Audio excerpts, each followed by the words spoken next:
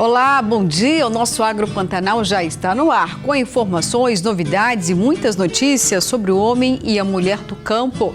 Um sítio arqueológico mato-grossense é destaque mundial pela sua importância. Lá em Jangada, o sítio Santa Helena é o segundo mais antigo do país e está focado na arqueologia por conta da possibilidade dos avanços da área de estudos. Já vou trazer tudo sobre isso, mas agora vamos aos destaques da edição de hoje. Produtora de café do Espírito Santo mostra como a assistência técnica e gerencial do Senar pode transformar uma pequena propriedade em empreendimento familiar de sucesso. Você sabe como economizar e ainda manter uma alimentação saudável? A principal dica é consumir os produtos de época que chegam a ser vendidos pela metade do preço. 5 dos 13 alimentos da cesta básica em Cuiabá tiveram queda na segunda semana de outubro, o que, em média, significa que há uma estabilidade nos valores. E como não poderia faltar, é claro que vamos ter aquela receita saborosa para você preparar ainda hoje.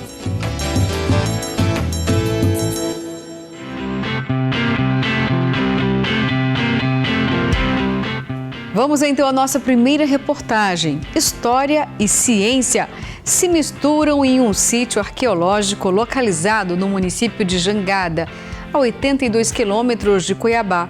O local é pouco conhecido, mas guarda um rico patrimônio cultural. A repórter Marcela Vieira conta pra gente.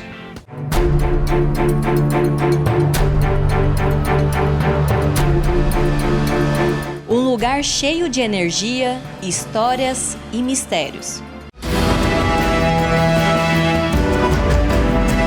Hoje vamos desbravar um sítio arqueológico que é o terceiro mais antigo das Américas e referência mundial. Para o mundo, para a ciência, o sítio arqueológico Santa Helena hoje é o mais antigo sítio que mostra a presença do homem há mais de 20 mil anos nas Américas. Então, isso é muito importante para a ciência de um modo geral. Tanto que existem vários doutorandos de outros países, principalmente da Europa, vindo para o estado de São Paulo, para a USP, fazer as suas pesquisas, as suas teses de doutorado baseado nas pesquisas de Santa Helena. Pesquisas realizadas no local constataram presença de vestígios de uma civilização de mais de 27 mil anos que comprova a integração do homem com a megafauna. Com isso, o sítio Santa Helena, localizado em Jangada, se torna o segundo mais antigo do país. O último estudo realizado aqui foi por volta de 2007, 2008, ou seja, as últimas escavações, né? Essa pesquisa começou por volta de 1984, quando foi identificada as primeiras inscrições rupestres nessa fazenda chamada Fazenda Santa Helena ou Antiga Fazenda Paulo Lopes. A Fazenda Santa Helena está nas encostas da Serra das Araras, um lugar cheio de encantos e de história. A ideia é que com investimento seja possível descobrir o que há ainda mais de segredos neste local. Falta apoio à pesquisa, porque em nenhum momento eles fecharam a pesquisa. A pesquisa está aberta, a pesquisa pode ser retomada a qualquer momento, a partir do momento em que exista realmente recurso suficiente e pesquisadores disponíveis a fazer novas buscas. Aqui em Santa Helena é uma eterna busca e para isso é necessário pessoas e recursos para fazer as coisas acontecerem. Atualmente, o sítio arqueológico, que é o segundo mais antigo do país, está abandonado. E pensar no turismo e a ciência juntos pode ser uma opção para deixar o local mais conhecido pelo público. É um primeiro momento que nós vamos fazer essa conscientização, ver a importância, a riqueza desse sítio arqueológico. E no segundo momento nós vamos aí para a Assembleia Legislativa, para o Governo do Estado, para o IFAM, pedir aí a continuação das pesquisas e também uma infraestrutura para que o turista possa visitar aqui, para que possa gerar aí emprego e renda para a população aqui de Jangada. Você acredita que pode também gerar mais renda, mais estudos também na área de arqueologia aqui na nossa região? Com certeza. Infelizmente, ainda somos pobres nesse sentido. Até no IPHAN, né, tem só 2 arqueólogos para poder acompanhar todo esse trabalho aqui no estado todo. Temos muito a fazer e pouco profissional, né?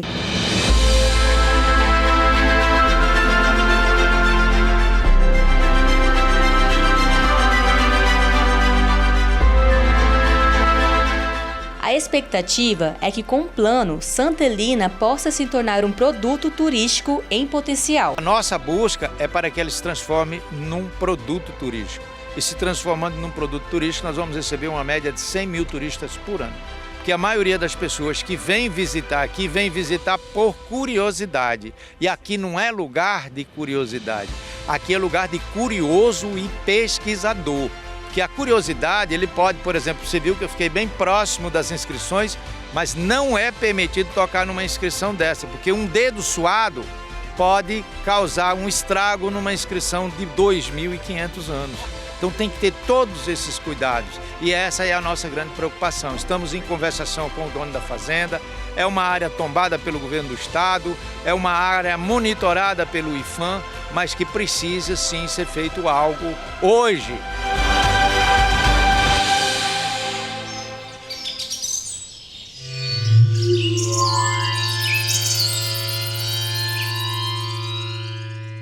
E atenção, produtores rurais de Mato Grosso, o INDEA, Instituto de Defesa Agropecuária do Estado, se prepara para o início da campanha de atualização de rebanho. Confiram comigo. É isso mesmo, a campanha de atualização dos rebanhos, tanto para os pecuaristas, para os suinicultores e também para os avicultores, começa dia 1º de novembro e vai até o dia 30. A comunicação é de extrema importância. Então, sobre este assunto, eu vou conversar com o Renan Tomazelli, que é o diretor técnico do INDEA. Renan, conta pra gente de que forma os produtores podem estar fazendo a comunicação destes rebanhos. Tem que ser presencial no INDEA ou pode ser virtual? Tem os 2 caminhos também, explica pra gente. Isso, nós estamos iniciando, né? Está se aproximando, é importante o produtor estar atento. Então, agora do dia 1º ao dia 30, né, nós vamos iniciar a nossa campanha. Ela pode ser feita, né, através do produtor, a sua comunicação, indo até a unidade do INDEA, né, então fazendo isso presencialmente, mas também não pegando o filho e fazendo via sistema. Então, hoje o INDEA tem o sistema, o módulo produtor, está preparado para o início da campanha agora, então pode ser feito das 2 formas, a forma como o produtor preferir, indo presencialmente na unidade local e também indo, né, através do módulo virtual lá, acessando, e o produtor pode aproveitar esse momento agora e ir na unidade e solicitar também o módulo produtor para que ele possa fazer na campanha de forma virtual. Quais são as sanções, então, no caso do não cumprimento desse chamamento, né, de não fazer atualização do rebanho? Isso, se não for a unidade do INDEA ou não fizer via módulo produtor, existe uma penalidade, a propriedade fica bloqueada para movimentação e para trânsito e também tem uma multa, né, que vai aí aproximadamente a R$6 mil. A importância, né, do ponto de vista de política econômica, social, de implementação até mesmo para as questões de sanidade animal em fazer essa comunicação. Todas as políticas que o INDEA organiza de prevenção de doenças, na forma como a gente faz os atendimentos nas propriedades rurais, a nossa forma de trabalhar, ela é feita baseada nos rebanhos. Então, isso é de extrema importância para o estado de Mato Grosso. A forma como nós fazemos as fiscalizações, a forma como o produtor nos recepciona nessas propriedades, a forma como o estado prepara as ações de emergência que podem vir a ocorrer, todos esses fatores dependem da comunicação. Então, é de extrema importância que o produtor faça sua comunicação, esteja com o seu rebanho atualizado, porque é a partir dali que a gente vai preparar, por exemplo, todas as ações que a gente vai realizar. Aqui, como Instituto de Defesa Agropecuária, inclusive até o próprio Estado utiliza essas informações para as outras políticas públicas também. Obrigada pelas informações, reforçando então que a campanha para a comunicação dos rebanhos começa no dia 1º de novembro, vai até o dia 30. No portal do INDEA tem um módulo do produtor para que todos tenham acesso a essa ferramenta tão importante. São 2 atualizações ao ano. A última, a gente contabilizou aí um rebanho de bovinos superior a 34 milhões de cabeça, mas agora com o período de estiagem, pode ser que esse número tenha uma pequena redução. A gente só vai acompanhar depois da atualização. E o nosso agro vai para o primeiro intervalo, mas não sai daí. Eu volto já já, tem muito mais ainda.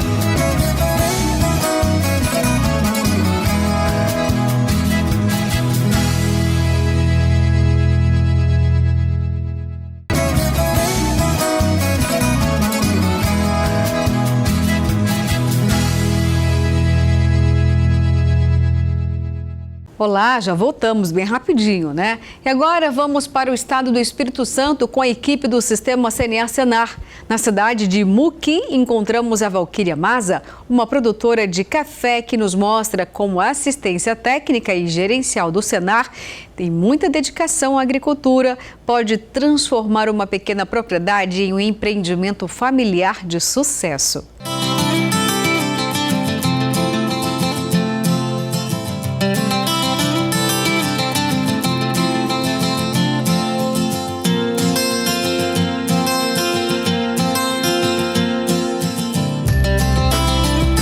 Na pequena comunidade de Monte Alegre, em Muqui, no Espírito Santo, Valquíria cresceu como filha de produtores rurais. A região de clima mais ameno é adequada para o cultivo do café do tipo arábica, mas a altitude entre 500 e 600 metros também favoreceu a transição para o plantio do café Conilon. A gente teve a oportunidade, eu e meu esposo, de adquirirmos esse local onde a gente mora hoje em dia, que já não é um terreno mais tão frio. E aí aqui o Conilon se sobressai melhor. Então a gente veio modificando a nossa cultura e graças a Deus estamos saindo muito bem. A transição foi feita com a ajuda da assistência técnica e gerencial do Senar. A produtora foi orientada a preparar o solo e a melhorar a irrigação. Foi identificado, né, que existia erosão nos carreadores, né? E essa erosão, ela, além de assorear a represa, a barragem da propriedade, né, ela estava carreando solo, né, tirando nutrientes ali do talhão da área produtiva e levando embora.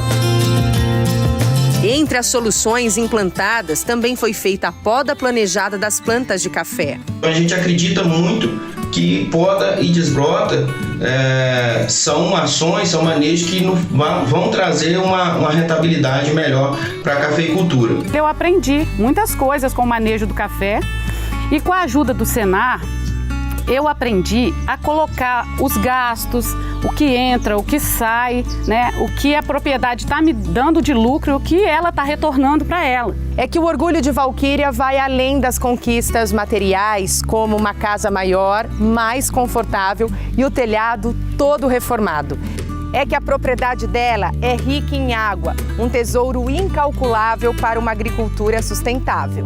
Eu tenho o privilégio da minha terra aqui, da minha propriedade, ser esse grande produtor de água. Valoriza a minha terra, me ajuda no meu plantio e também essa água desce lá para o centro para ser captada para as pessoas tomarem por ser uma água de excelente qualidade.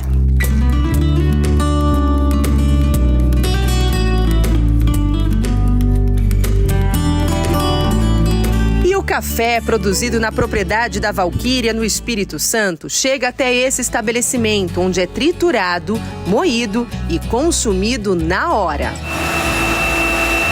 Para mim, o café sempre na parte da manhã. Um café mais fraco, bem refinado, para poder, na minha profissão como motorista, eu dar um segmento melhor. Para a proprietária do local, o café é muito mais do que apenas uma bebida.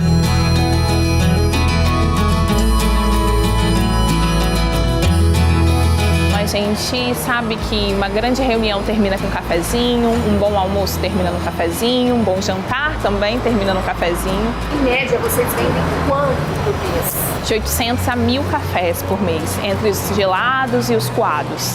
É muito café, né?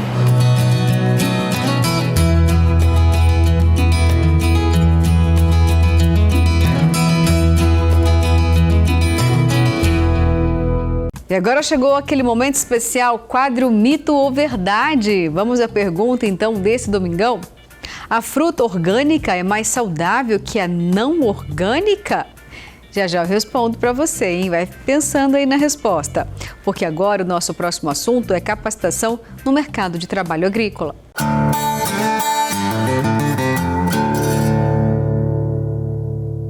A FAMAT e os sindicatos rurais oferecem os seguintes cursos.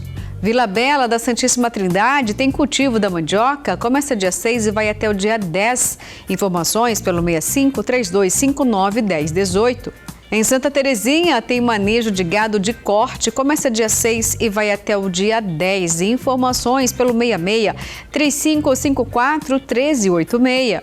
Em Sapezal tem rédeas de muares, começa dia 6 e vai até o dia 10. Informações pelo 65-9900-4095. Em Paranaíta tem produção de abelhas rainhas do gênero Apis.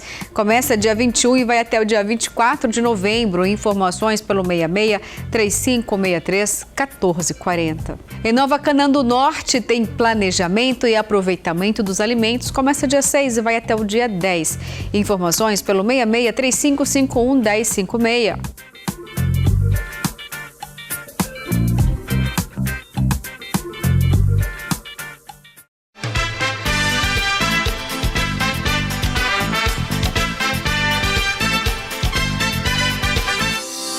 Fala galera, beleza? Hoje o Conhecendo a Cidade vai levar vocês para um lugar impressionante. Acredite, nós vamos surfar em rio. Nós vamos fazer raft, vamos fazer rapel, tomar muito banho de cachoeira, porque é água que não acaba mais. E claro, contar histórias místicas para você que adora o mistério. Eu tenho certeza que vai bater aquela fome, fique tranquilo, porque aquele almoço de fazenda tá te esperando. Assim como aquele café maravilhoso. Nossa equipe aqui tá preparada. Nós vamos contar para aquele lugar? Pra onde que nós vamos? Jaciara!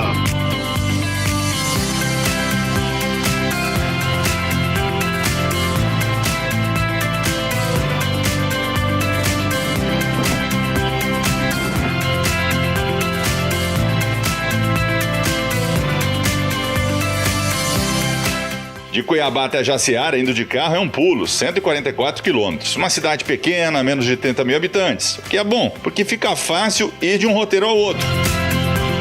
Só para esquentar, este é o Complexo da Mulata, com suas quedas d'água.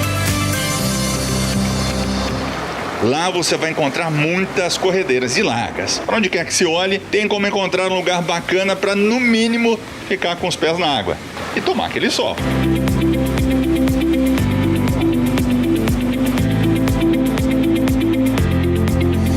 Perto dali está a famosa Cachoeira da Fumaça.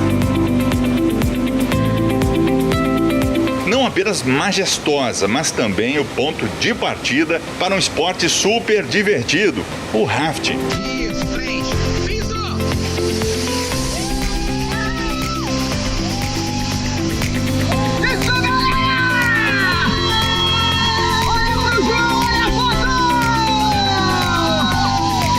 É seguramente a atividade que mais tem atraído turistas desde a década de 98.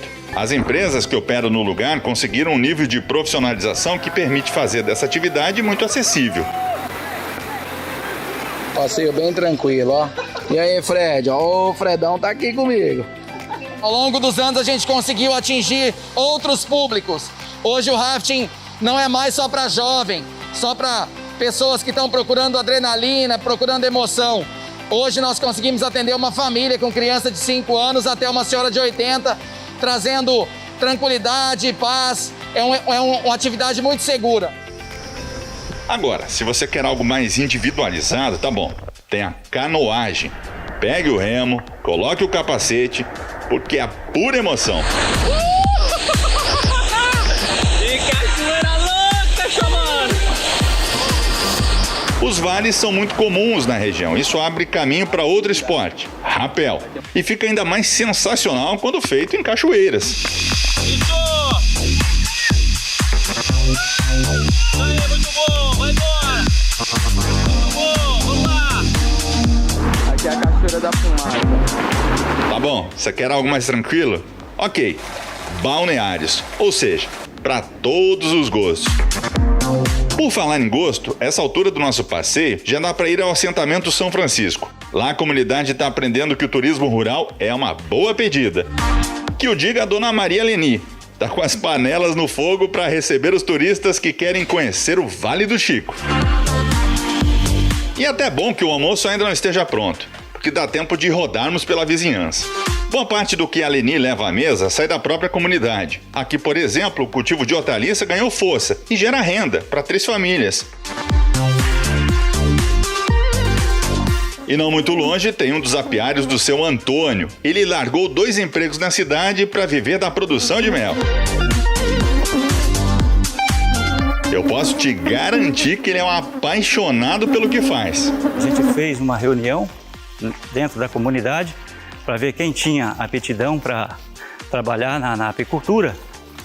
Foi aderido 6 ou 7 pessoas e essas pessoas desistiram e eu fiquei. A persistência deu resultado. Por meio de parceria com assentados locais, ele espalhou as caixas ao longo das propriedades, aumentou a produção e pode se orgulhar de levar o mel dele à mesa de muita gente, tipo no café da Dona Leni. Por falar nela, gente, o almoço tá servido. As pessoas não vêm aqui procurar algo diferente que nós temos, diferente para eles, porque o nosso dia a dia é isso aqui. O nosso dia a dia é sítio, é a comida do dia a dia mesmo, que é carne de porco, a mandioca, a abóbora, uma farofa.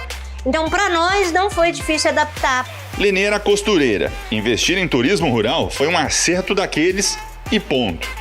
Quando eu costurava, eu quase morria costurando para ganhar um pouquinho. O Zé era caminhoneiro e hoje a gente tem uma renda. Meu Deus, nunca imaginei. Não fazendo nada além daquilo que eu já fazia e que eu gosto de fazer, porque cozinha é uma coisa que eu gosto muito. Além de café e almoços saborosíssimos, no Vale do Chico tem trilha e outras belezas naturais que encantam qualquer pessoa. E sim, dá para tomar muito banho de cachoeira. Claro que num dia não tem como fazer tudo em Jaciara. Por isso, a sugestão é de amanhecer no sítio Maravilhas de Deus. Pela beleza e pelo misticismo. Aqui fica o Cânion das Índias. Se você busca conexão, bom, tá no lugar certo. São pessoas que buscam uma renovação de energia, esse contato com a natureza, essa preservação que a gente trabalha com o ecoturismo, não pode beber, uma trilha mais tranquila, de chegar, de ouvir o som da natureza, os pássaros, né, o barulho da água. Toda essa energia que esse local passa. E com direito a uma lenda local. A proprietária descende da etnia Bororo e afirma categoricamente que a natureza falou com ela. Fazendo uma caminhada pela trilha, né, a gente fazendo um percurso por dentro d'água, sentei na pedra e senti a energia. Então eu falo que eu recebi essa lenda. E eu falo que a natureza fala e através da pedra falou comigo. Inará, Tainá e Jaciara. Eu conto que elas queriam sua independência, então elas fugiram da tribo. E nesse fugir da tribo, o pai amaldiçoou as suas 3 filhas e elas viram pedra durante o percurso. Coincidência ou não, o nome da cidade de Jaciara também tem origem indígena, significa Senhora da Lua. Crenças à parte, certo mesmo é que um passeio por aqui é de lavar a alma, numa região com vários pontos para se explorar. Mas nem tudo cai do céu. Jaciara ainda enfrenta alguns desafios para se firmar como cidade turística. E a prefeitura tem ciência disso. Envolve ações como a criação de uma secretaria de turismo, projetos e colocar na cabeça dos moradores por que é tão importante que todo mundo compre a ideia. A gente tem que colocar que a nossa cidade ela é turística e precisa levantar essa cultura turística, né? As pessoas precisam acreditar no próprio município, conhecer o município. Em primeiro lugar, para você poder oferecer, saber o que você vai oferecer, né? Então, nesse primeiro momento, a gente está pensando justamente nisso, dessa cultura do turismo, inclusive já levantando aí cursos de qualificação, né, que a gente precisa qualificar o nosso serviço, desde guia de turismo, desde hotelaria, desde receber o turista.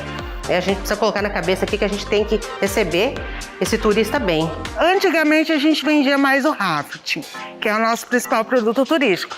Mas agora a gente está descobrindo que tem outras atividades muito importantes do turismo, que ele é bem diversificado, que a gente está fazendo parcerias público-privadas, que é o caso do turismo rural. Então tem uma organização, a gente precisa trabalhar os impostos, a gente precisa trabalhar com os donos das propriedades, de trabalhar essa parte organizadora. Então a gente vai montar um roteiro, aqui no início da Estrada Parque a gente está fazendo um portal que vai ser a nossa Secretaria de Turismo e Informações Turísticas. Conversamos aqui com os prefeitos, nós temos um consórcio de desenvolvimento da região, nós conversamos com os prefeitos aqui vizinhos para que a gente possa fazer esse turismo regional, né? Não adianta a gente querer vender só Jaciara, né? A gente precisa fazer um calendário aqui do nosso vale todo. É uma conta simples.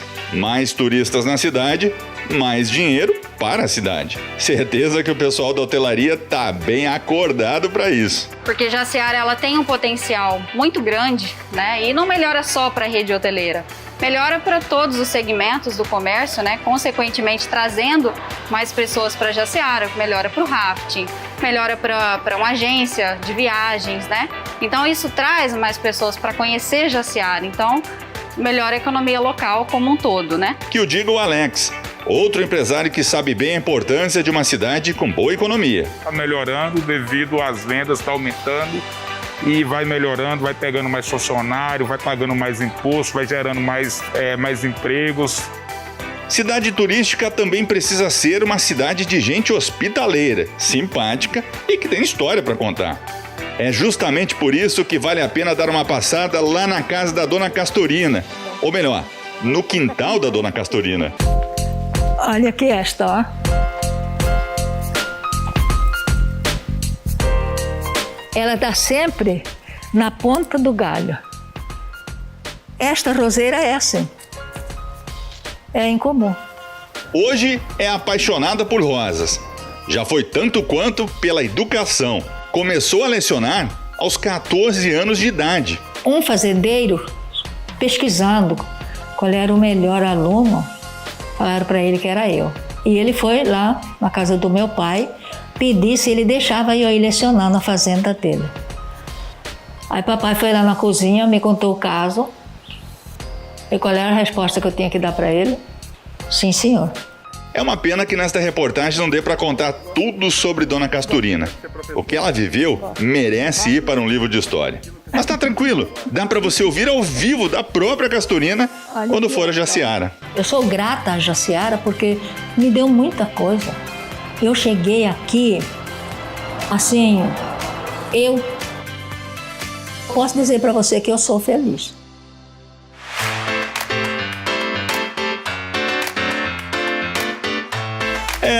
O nosso passeio está chegando ao fim. Falta só mais uma coisa para fechar o nosso roteiro. E para isso, de volta ao Rio. Na onda dessa pegada de natureza, sim, teremos surf. Vamos combinar, né? A maioria de nós não vai conseguir fazer. Mas não é um barato ver gente surfando em rio? Talvez seja esse o melhor exemplo de que a natureza está aí para ser explorada da melhor maneira possível.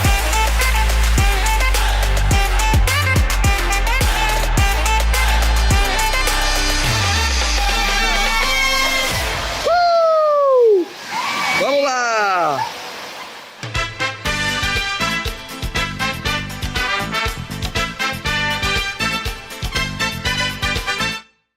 E agora vamos para mais um intervalo, mas é rápido, daqui a pouquinho eu tô de volta, hein?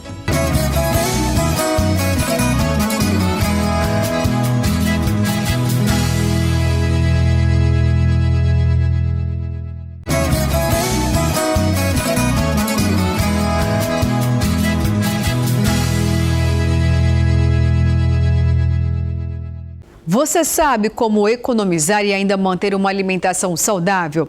A principal dica é consumir os produtos de época, que chegam a ser vendidos pela metade do preço. É o que a gente confere agora na reportagem de José Porto. Com o fim do período de seca e a chegada das chuvas, com a primavera, a produção de alguns alimentos melhora e, com isso, a oferta é maior, provocando queda nos preços. O consumidor precisa ficar atento para economizar nessa época do ano, mantendo uma alimentação ainda mais saudável. Os produtos de época já estão pelo menos 50% mais baratos. E a partir da semana que vem, por exemplo, esses preços mais em conta já estarão disponíveis nos supermercados. Quando fazemos uma comparação com alimentos tradicionais do brasileiro, como o tomate, que subiu mais de 30%, e a batata inglesa 20%, temos a grande oferta de abobrinha, abóbora paulista e cabotiã, que no Ceasa estão em média 50% mais baratas. A caixa da abobrinha verde, por exemplo, com 17 quilos, chegou a R$ 70, agora caiu para R$ 30. O quiabo, o maxixe e o jiló também seguiram a mesma queda de preços. Hoje o poder aquisitivo das pessoas não está fácil, né? Está bem complicado. Então ela tem as opções de fugir para uma abobrinha, para uma laranja, para uma banana maçã, que ela está mais em conta. Vários produtos se encontram com preço lá embaixo. Já com as frutas, a situação é semelhante. A banana da terra e a nanica vêm de muito longe e já ficaram, em média, 30% mais caras. Uns 8 anos para cá, dá muita ventania, no período do mês de agosto para setembro. E aí, com isso, acabou nossas produções de banana da terra. Por quê? Porque a nossa banana da terra Santa Veaca, que é a mais consumida aqui, o caule dela dá muito assim fininho. Então, com o vendaval, quebra, acaba com a produção. A dica é consumir mais laranja e outras frutas regionais que estão na safra e muito mais em conta. O abacate é um exemplo. De R$ 160 a caixa com 18 quilos, caiu para R$ 90. Outra fruta, mas que consumida com a preparação de pratos, é o pequi, que nessa safra está mais em conta. Tem começado agora a produção, né? E está no começo, né? Aí conforme vai aumentando a quantidade, a tendência é a oferta ser mais viável para todos, o preço mais em conta, né? Mas a principal saída para garantir melhores preços para hortifruti granjeiros na região é melhorar a produção local. Alguns permissionários no centro de distribuição estão inclusive patrocinando pequenos produtores para ter os produtos e abastecer o mercado. 80%, quase 85%, 90% vem fora do estado. Aqui, infelizmente, a produção do estado do Mato Grosso é baixíssima. Os produtores, eles não têm condições de produzir. A maioria dos permissionários que está aqui, ele que acaba fazendo um trabalho que seria do estado, levar o veneno, levar a semente, ensinar, colocar a água para eles, para poder ter essa mercadoria dentro do SEAD aqui em Cuiabá. E a partir de agora, segundo nova resolução da Anvisa, os rótulos de alimentos devem ter informações mais claras e alertas às substâncias que podem causar riscos à saúde. Vamos conferir na reportagem da TV Brasil. O Magaldi é dentista e sabe mais que ninguém a importância de reduzir o consumo de açúcar. Somente o açúcar adicionado e a gordura saturada. O açúcar é importante você controlar, somente na terceira idade, né? Para o João, que tem diabetes, comprar alimento é sempre uma preocupação. Eu acho que é válido, lógico que faz bem para a saúde do povo em geral, né? Desde que o povo obedeça às regras e não coma o negócio também. Com a resolução da Anvisa, todos esses produtos que contêm altas quantidades de açúcar, gordura saturada e sódio deveriam trazer o selo indicativo. Tem aí vários estudos mostrando que eles são prejudiciais à saúde, então alto conteúdo de açúcar adicionado, alto conteúdo de sódio, de gordura saturada. Então a população ela vai ter ali bem claro, frontal na embalagem, essa informação, o que te permite fazer uma escolha alimentar consciente. Alimentos e bebidas embalados tiveram um tempo de adequação desde outubro do ano passado. Mas o que a gente nota nessas prateleiras é que a regra não vem sendo seguida. Nenhuma dessas marcas de macarrão instantâneo, que são alimentos ultraprocessados, tiveram a nova rotulagem. Alimentos de agricultura familiar, artesanais ou de pequenas empresas têm um prazo maior para cumprir a resolução, em até 12 meses. O diretor de assuntos regulatórios da Associação Brasileira da Indústria de Alimentos argumenta que os produtos com embalagens novas e antigas devem conviver nas prateleiras por um período e que isso não fere a resolução da Anvisa. O que já foi produzido, ele está no mercado, ele pode ser vendido e comercializado até a data de validade. Outra mudança imposta pela Anvisa foi esta tabela de informação nutricional. Ela já existia, mas agora só pode aparecer com letras pretas em fundo branco para facilitar a leitura. Hora e vez do nosso giro de notícias do agronegócio. O conflito Israel-Hamas não deve preocupar o mercado externo de carne bovina, apesar de Israel ser o 11º maior comprador de carne do estado. A atual situação da guerra ainda não acarretou prejuízos significativos para os pecuaristas de Mato Grosso, visto que as médias diárias de exportação estão em patamares normais. Segundo dados do Instituto Mato Grossense de Economia Agropecuária, IMEA, de janeiro a setembro de 2023, foram enviadas para Israel cerca de 5.935 quilos de carne em equivalente carcaça. De acordo com a Associação dos Criadores de Mato Grosso, se a guerra se estender para os países vizinhos, as relações comerciais com o Brasil podem ser afetadas, caso aconteçam bloqueios de tráfego em rotas comerciais, principalmente pelo Canal de Suez. O transporte de produtos como carne bovina pode impactar os países da região, apesar do impacto inicial não ser tão direto. Os efeitos do conflito no preço do petróleo, por exemplo, tendem a afetar o custo de produção de fertilizantes, diesel e fretes. As indústrias de Mato Grosso processaram mais de 1 milhão de toneladas de grãos de soja, volume recorde para setembro. O processamento da oleaginosa foi 18,58% maior que observado no mesmo período do ano passado. No mês passado, porém, houve recuo de quase 8% no volume de soja esmagada no estado, no comparativo com o mês anterior. O Instituto Mato Grossense de Economia Agropecuária, o IMEA, acrescenta que o segundo semestre é marcado pela diminuição no ritmo das indústrias, devido às pausas para a manutenção das plantas. Já em relação ao acumulado de janeiro a setembro, o processamento totalizou quase 9 milhões de toneladas, alta de 2,52% em relação ao mesmo período do ano passado, devido à demanda aquecida dos subprodutos, principalmente para as exportações do farelo de soja. A margem bruta das indústrias em setembro apresentou alta de quase 4% no comparativo mensal, fechando com médias de 465 toneladas, devido ao aumento no preço do óleo. Nosso agro vai para o intervalo, mas é rapidinho. Daqui a pouco estou de volta.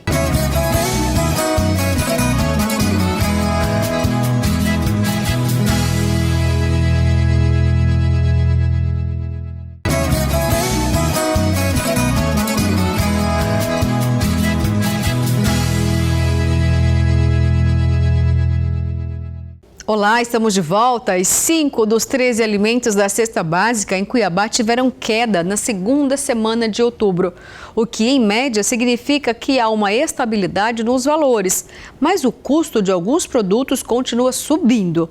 Os detalhes na reportagem de Antônio Carlos Silva.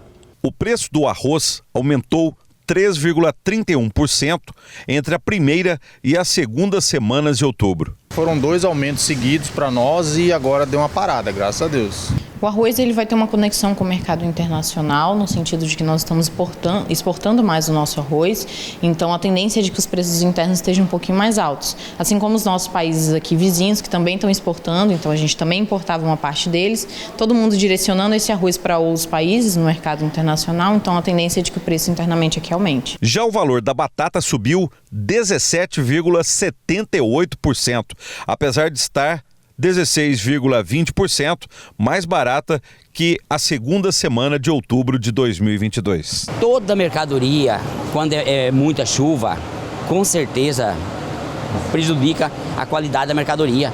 É igual na época da seca, na realidade, né?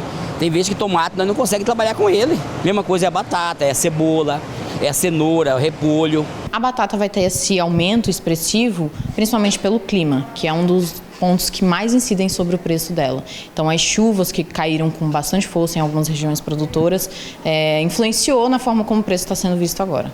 O feijão é a sexta semana consecutiva de queda. Está 11,70% mais baixo do que a segunda semana de outubro de 2022 e está com o menor preço desde o início da pesquisa da FEComércio em março de 2022. É um produto que oscila bastante para nós também, só que agora no momento ele está parado o preço com tendência de baixa, né? Porque vai começar as novas safras, o pessoal vai começar a preparar para as novas colheitas e aí começa a ter aquela velho desconto, né?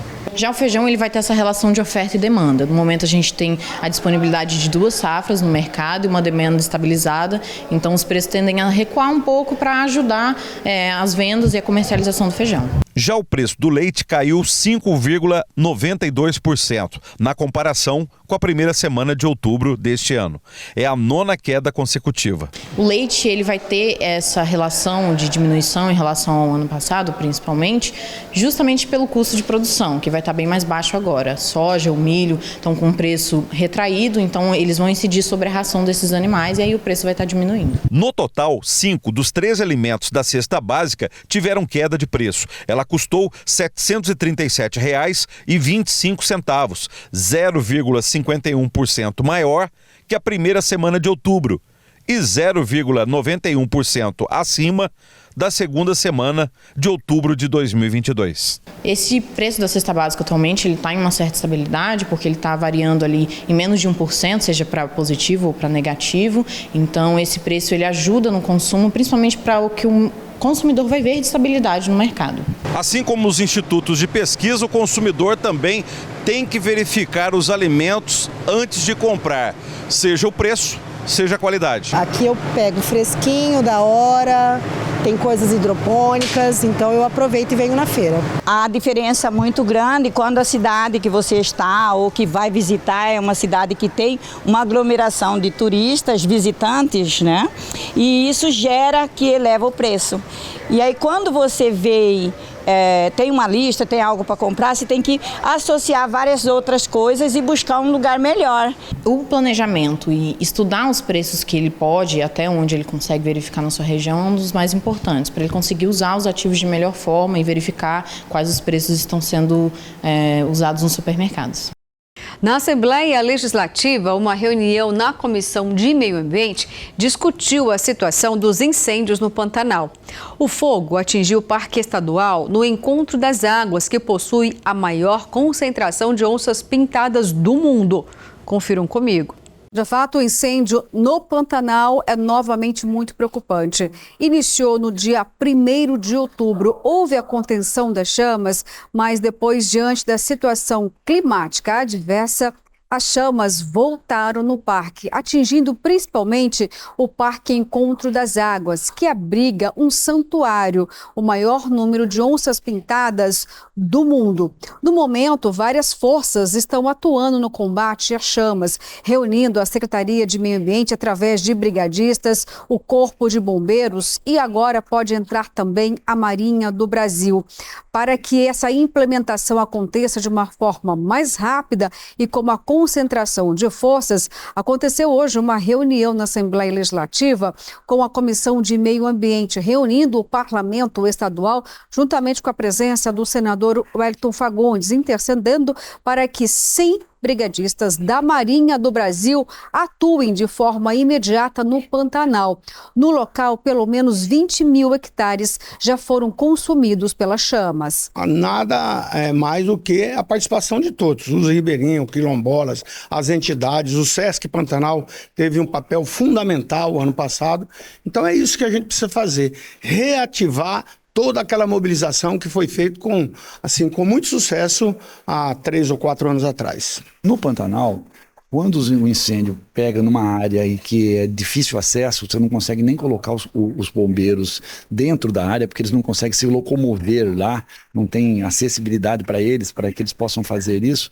Você tem que trabalhar com aceros, fazer acero que nós fizemos na época daqueles grandes incêndios em 2020. De acordo com o Corpo de Bombeiros, inúmeras ações foram efetivadas desde o princípio das chamas, mas não foi suficiente para conter a situação, porque um raio possivelmente pode ter atingido uma outra área de difícil acesso.